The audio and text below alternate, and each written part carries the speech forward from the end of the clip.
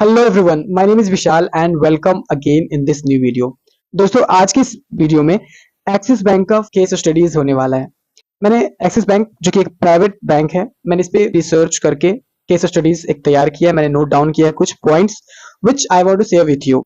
So watch this video till the end for the better understanding of about Axis Bank. तो चलिए शुरू करते हैं। तो सबसे पहले बात करते हैं एक्सिस बैंक के फाउंडेशन के बारे में कि एक्सिस बैंक का जो फाउंडेशन हुआ कब। सो 3 दिसंबर 1993 को Axis Bank as a UTI Bank के रूप में एस्टेब्लिशमेंट हुई, जिसका रजिस्टर्ड ऑफिस अहमदाबाद में और जो कॉर्पोरेट ऑफिस था वो मुंबई में था। फिर 2007 से इसे एक्सिस बैंक में चेंज कर दिया गया। 2007 में इसे यूटीआई से एक्सिस बैंक, इसका ट्रांसफॉर्मेशन, इसका नाम बदल करके एक्सिस बैंक कर दिया गया और फिर इसका हेडक्वार्टर महाराष्ट्र मुंबई में कर दिया गया। अब बात करते हैं फाउंडर्स ऑफ एक्सिस बैंक की। एक्सिस बैंक के फाउंडेशन में कौन कौन से जो प्रोमोटिंग इंस्टीट्यूशंस थे, कौन कौन से इंस्टीट्यूशन ने एक्सिस बैंक के एस्टेब्लिशमेंट में अपना उनका की रोल था। तो खुद यूटीआई, एक्सिस बैंक और उसके बाद life insurance of India LIC और जनरल इंश्योरेंस कॉर्पोरेशन जीआईसी, ये तीन इंस्टीट्यूशन थे जो जो कि एक्सिस बैंक के फाउंडेशन में इनका की रोल था। इसके जो करंट सीईओ हैं, एक्सिस बैंक के जो करंट सीईओ हैं वो है अमिताभ चौधरी, जो कि 2000 जनवरी 2020 से सीईओ हैं।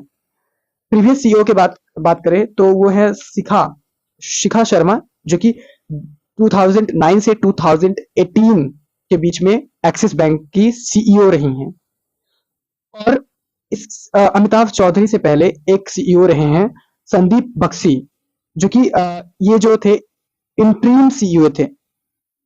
संदीप बख्शी इंटरीम सीईओ थे। इंटरीम सीईओ हम उन्हें बोलते हैं जो एक शॉर्ट टर्म के लिए सीईओ बनते हैं। लेट सपोज मान लीजिए कि कोई एक इंस्टीट्यूशन है, कोई एक कंपनी है जिसका सीईओ जो है इस्तीफा दे दिया है, अपने पद से रिजाइन कर दिए है और हमें शॉर्ट टर्म के लिए, हमें इंस्टेंटली एक सीईओ चाहिए उस कंपनी के लिए। तो हम शॉर्ट टर्म के लिए किसी सीईओ को हायर करते हैं, तो वो कहलाते हैं इंटरीम सीईओ।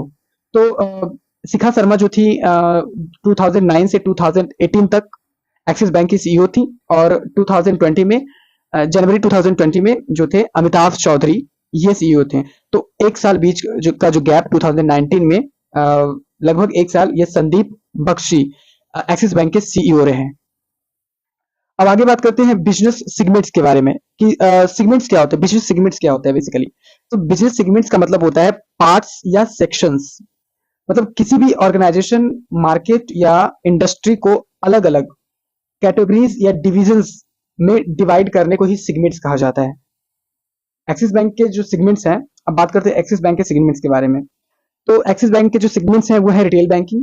रिटेल बैंकिंग का मतलब, रिटेल बैंकिंग वो सिस्टम है जहां इंडिविजुअल कस्टमर्स को सर्विसेज प्रोवाइड किया जाता है, जैसे saving accounts, current accounts, personal loans, home loans, auto loans और क्रेडिट कार्ड।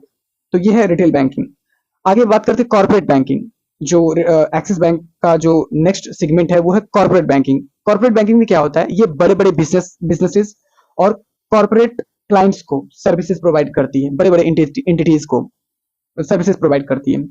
आगे है third is SME banking. SME banking क्या होता है, वैसे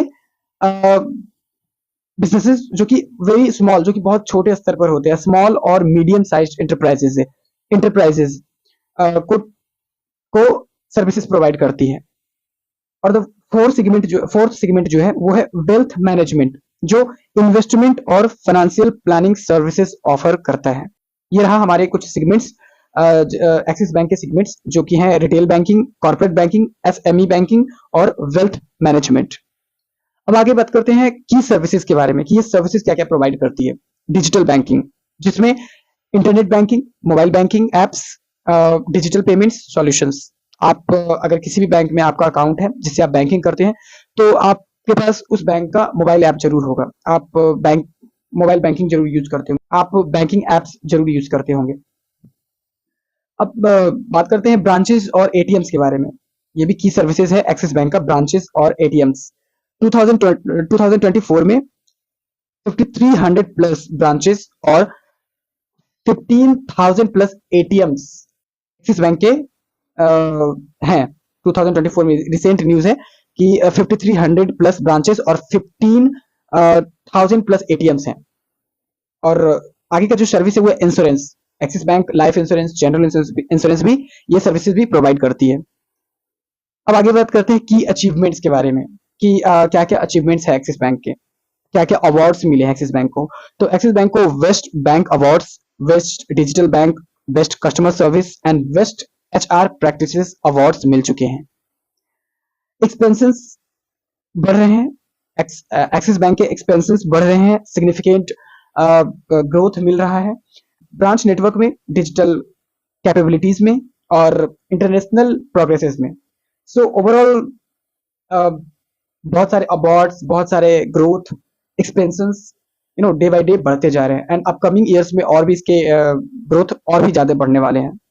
अब आगे बात करते हैं रिसेंट डेवलपमेंट के बारे में कि रिसेंट डेवलपमेंट क्या क्या हुआ है। डिजिटल ट्रांसफॉर्मेशन हो रहा है, ज्यादातर फोकस किया जा रहा है डिजिटल ट्रांसफॉर्मेशन में।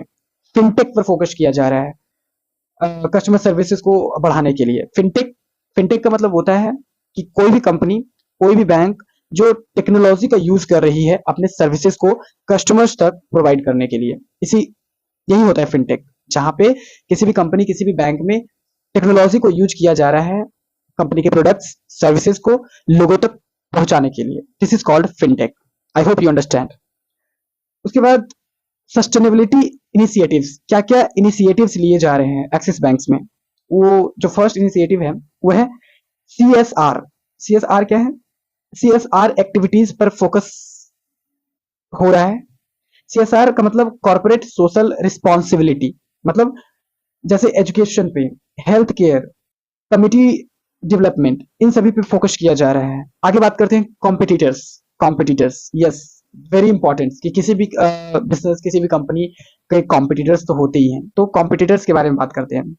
सो Axis Bank is the fourth largest private bank based on market cap.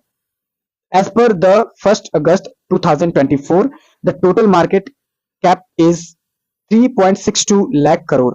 Yes, ये रिसेंट का न्यूज है, 1st of August 2024 का में ये रिसेंट न्यूज आया है कि जो एक्सिस बैंक है वो चौथी सबसे बड़ी प्राइवेट बैंक है बेस्ड ऑन मार्केट कैपिटलाइजेशन, जिसका एक्सिस बैंक का जो मार्केट कैपिटलाइजेशन वो 3.62 लाख करोड़ है। और जो इससे तीन बड़े कॉम्पिटिटर्स हैं उसके बारे में भी बात कर लेते हैं। वो है HDFC bank with 12.54 lakh crore. Second जो है ICICI bank with 8.50 lakh crore. उसके बाद थर्ड नंबर पे जो है SBI bank with 7.69 lakh crore. और जो फोर्थ नंबर पे तो एक्सिस बैंक ही है, और जो फिफ्थ नंबर पे है वो कोटक महिंद्रा बैंक विथ 3.56 लाख करोड़। उसके बाद बात कर लेते हैं मार्केट पोजीशन के बारे में। One of the largest private sector banks in India by market capitalisation. Yes, और फाइनेंशियल परफॉर्मेंस जो है रेगुलरली अपडेट्स, फाइनेंशियल परफॉर्मेंस जो है annual reports regularly Axis Bank update कर रही है, और जो भी ग्रोथ हो रहे हैं कंपनीज के रेगुलरली अपडेट किए जा रहे हैं फाइनेंशियल परफॉर्मेंस में। तो ये था हमारा एक्सिस बैंक के बारे में कुछ जानकारियां। I hope you guys have watched this video till the end, and I hope this video is very helpful. So be with me for such kind of videos. I will come up soon with new videos. Thank you for watching this video till the end.